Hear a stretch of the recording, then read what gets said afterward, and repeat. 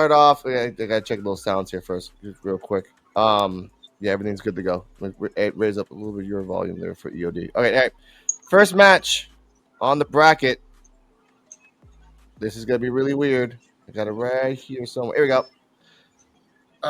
Tate Cowboy Wilder versus Brooks Jensen. Tate Cowboy number 1, Brooks Jensen Cowboy number 2. I'm saying numbers for a reason later on, ladies and gentlemen. You'll understand later. Tate Wilder came out with the body vest protecting him from I don't know what. He has a WWE symbol on. Brooks Jensen comes out looking like Duck Dynasty as you predicted. They do a collar and elbow tie up. And speaking of that collar and elbow tie up, we got someone coming in invisible in the end. Once I see his face, I'll bring him in. Back and forth.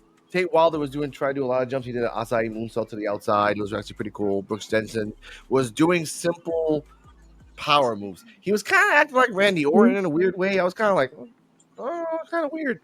But right here, actually, ladies and gentlemen, it's kind of weird actually what happened after that. Ladies and gentlemen, we don't remember as much as we want to. There we go. Wilder lands back on his feet. Wilder with a spinning back elbow smash. Wilder scores the elbow knockdown. Wilder with a belly to back suplex. Jensen avoids the springboard moonsault, and then he connects with 2 Southern lariats. That's what I want to remember. This monster. Yeah. And I had to explain to Cardala the difference between a lariat and a clothesline. And it's simple as right hand, left hand. Yeah. That's it. Right hand is clothesline. Left hand is lariat. But when people did it with the left hand and did lariat, like AKA Stan Hansen, R.I.P. Brody Lee, when they did it, it wasn't to make a move. It was to tell you, I'm going to murder you. And Jensen, speaking of the sexy Jensen, Mr. For Real Terrell. Yo. Making sure you sit down. How you, sir? I'm doing pretty good. Hold on one second, y'all. I got you. Oh, okay. Oh my God. It's Gal. Got to him too. It's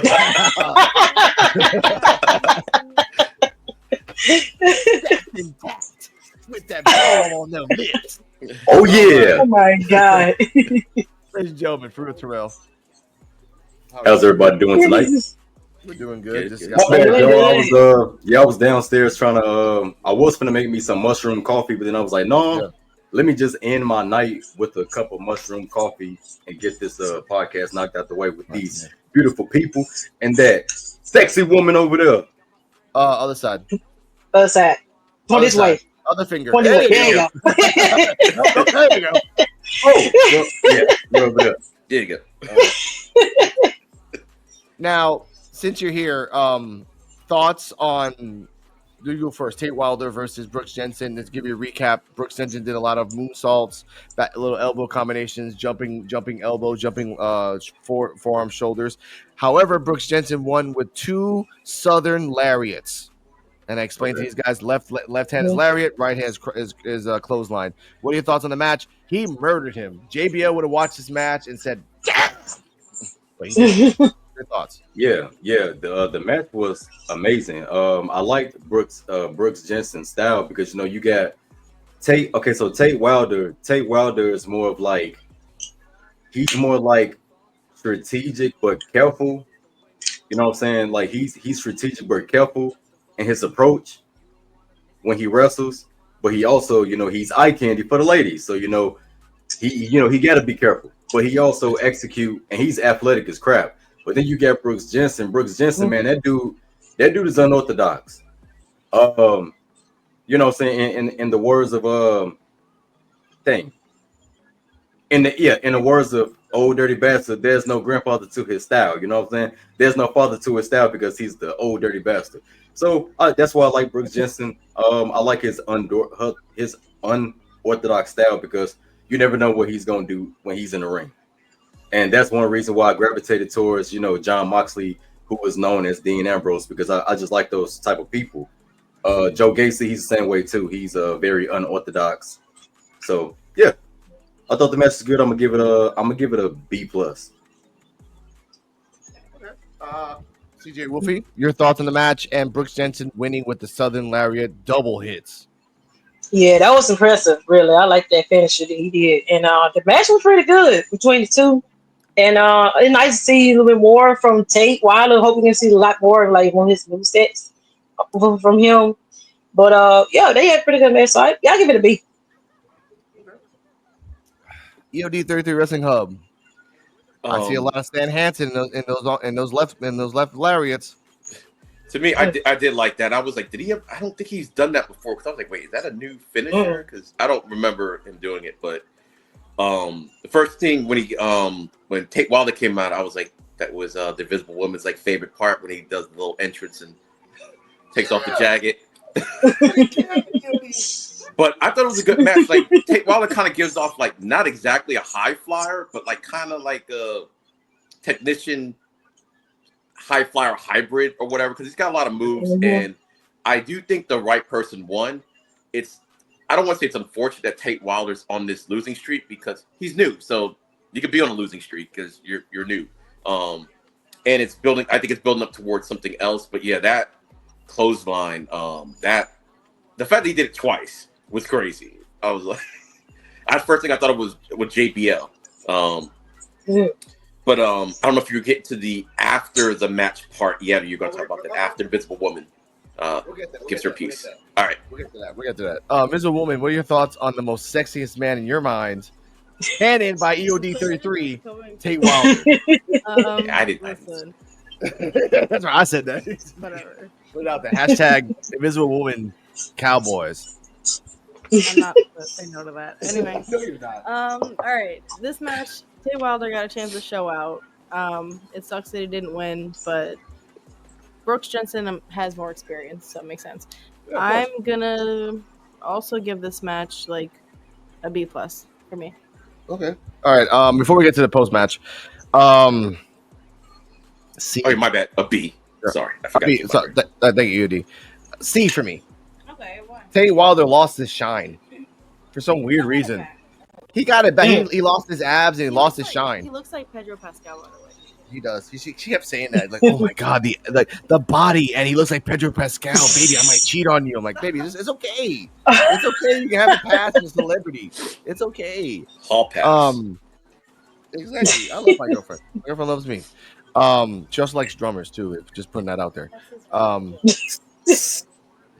C, because Brooks Jensen, I love the ending, but he gave too much like leeway for Wilder. Wilder did a lot more stuff, and then Jensen was just doing like, okay, I was trained to do ground and pound to like do a 5-minute match. You're not in NXT. You can't do a 5-minute match, bro.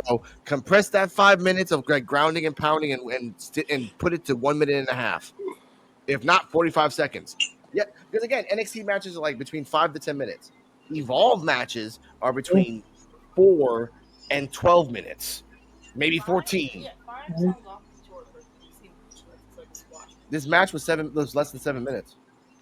Well, that makes sense for an involved match. I mean, their matches started out like really short, and now they've started getting longer. But I'm counting the intros. You have to count from the second the bell rings, ding, ding, like from the intros and everything. Like exactly. You hear that, and then automatically, boom, you just got to start the match. But other than that, post match, and we're gonna talk about the psychology of this psychopath. I want to know what's in this backpack. Young nigga, move that Assault dope. charge. Young nigga, move that dope. Move that dope. Why? Now, Boy, got Wow. that packs up in that bag, boy. I know we're talking about that. EOD put me on game on this because I saw something later about this match and about something else in RW. Now, in this match, post match, he comes out of nowhere, starts beating the crap out of him. He's like, "Oh, I'll beat you up, Brooks Jensen." Now, this is really good detail. I know EOD probably saw this too. Okay, when Brooks Jensen got out of the ring, he did a clothesline, got him out of the ring. Hold up, Mister. I want to know what's in this backpack. His backpack was behind him about 3 feet. He automatically, before he even attacked Jensen or wanted to attack Jensen, he went to the backpack, shifted it to him to like 1 foot radius, and then did the whole like, "Yeah, I'm gonna come after you, Jensen." I'm like, what? No one's gonna come into the ring. Sure. What's going on? So let's go kind of clockwise. EOD 33 Hub. And by the way, I want to say this now, and if anyone hasn't said this, and before I ask you, EOD, in ROW, Booker T was really interested in the backpack. So he grabbed the backpack and he went to the turnbuckle. He went to the outside to the apron, and he grabbed the backpack and he wanted to open it. Jordan Oasis mid match said, "Hell with that." Went to Booker T. Yo, get off my backpack! Get off my backpack! Get off my back! EOD, is he a drug mule? We don't know. Booker T wants to find out what's in that bag. Everybody wants to know what's in that. Soon as Booker T, I was like, the Invisible Man's going to need to know about this. It's not just you that want to know what's in the bag. It's not just us that wants to know what's in the bag. Everybody wants to know what's in the bag. Commentary was like, well, what's in the bag? Well, we know at least one T-shirt because he took the T-shirt off and put it in the bag for his match. But yeah, this is Oasis is growing on me a lot more, even with the. It's like I don't know because I see him in more places and everything. Like his story with the nomad, and he's not a nomad. He's a world nomad because he travels to Tibet and everything. How he gets there, I don't know. By ship, I have no idea. But he's a global nomad, is what he likes to be called. And if you look today on the WWE ID Twitter page, they have a video of him talking about something. He's just walking with a backpack, like you see traffic going by because he's a nomad. So I kind of like that. Let me see. What was the whole point of this whole thing? All right, yeah, the whole thing with him and Jensen. I like the fact that he didn't forget. And yeah, somebody could come in and take his bag because that's what happened on ROH. So he like kind of his bag is almost like a luchador's mask. Like no matter what happens, luchador mask can't come off. That bag of his, no matter what happens, that bag has to be near him at all times. So it was good that he kind of protected that before he started talking trash.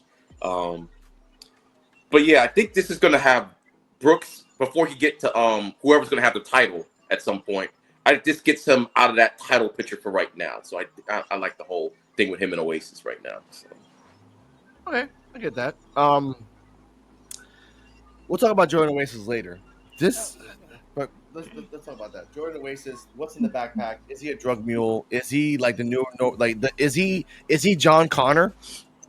Is he hiding the future of America in the world? Sorry, not America, just the world. Sorry about that. It wouldn't be so suspicious if he wasn't keeping it, like, so paranoid about keeping it close to him. Like, you never see anybody else with a bag. It's weird. But anyways, Cappuccino has like I guess the definition of what meth is in his coffee cup. So we don't like that's another like thing. Red Bull, gift wings, whatever. But no, whatever you Jordan drink, Oasis, people die. we recently watched all the Hotel Transylvania movies, and it reminds me of the main character Jonathan, who's like his backpack is like his best friend. Like that's his baby that has his whole life buddy. in it. And I don't know, Jordan Oasis's bag is probably just filled with trash. Yeah.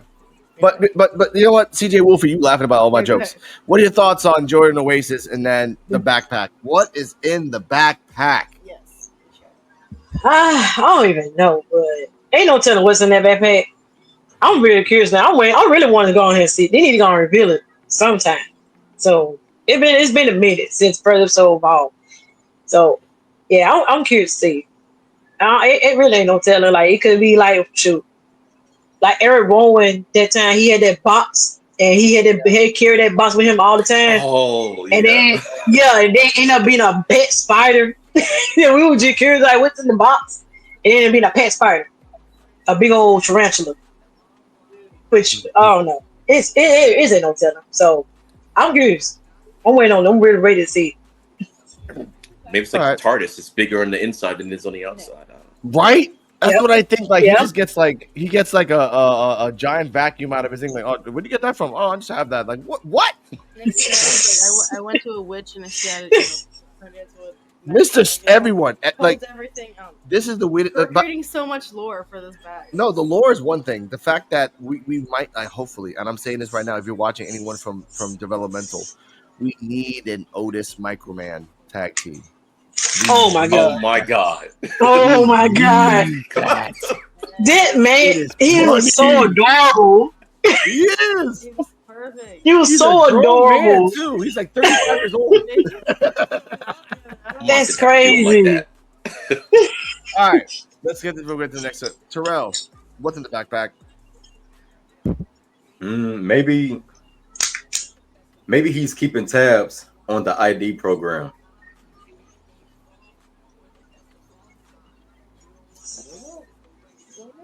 Ooh. I don't know. Maybe he has the papers that Shane McMahon said that he threw away to Vince McMahon in that one segment. Because you remember it because you remember when he cracked the joke about Jackson Drake signing his paper wrong, like he spelled his name wrong. Oh. Yeah. So maybe he's like keeping tabs on the ID program. Ooh. Okay. But somehow, Yep. yeah. Maybe he's got access to his bank account. Who knows?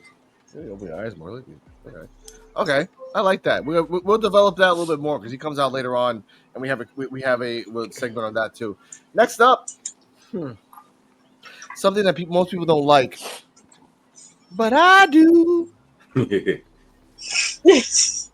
Oh yeah. Wendy Chu Ooh. watching TV. We see her watching. We see her. We don't